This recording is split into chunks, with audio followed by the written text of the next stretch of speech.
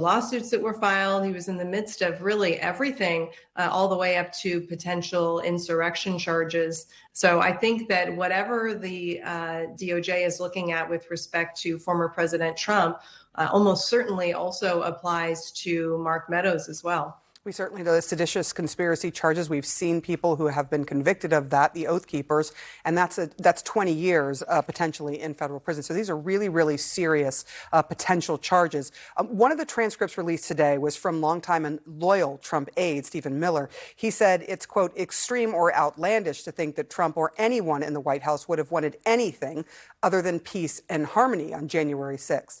That seems to fly in the face of what we saw coming out of their mouths. But what do you say to Stephen Miller? You know, it's funny, Sarah, one of the things that I think we're seeing in these transcripts, and I know we haven't seen them all yet, but I'm really struck by what's not there. Prosecutors are going to look for evidence that supports charges, each element beyond a reasonable doubt, but they're also going to look for evidence that undercuts that. They need to know whether there is any exculpatory evidence in there. And Stephen Miller is the sort of witness who would try to provide that.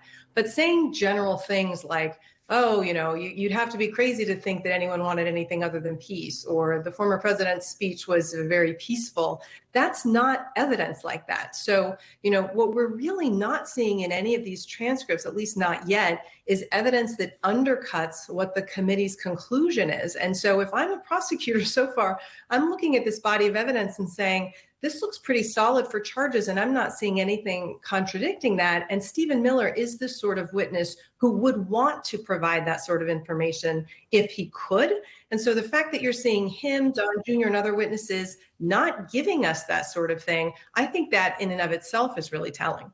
Jennifer Rodgers, thank you so much for your insight. Out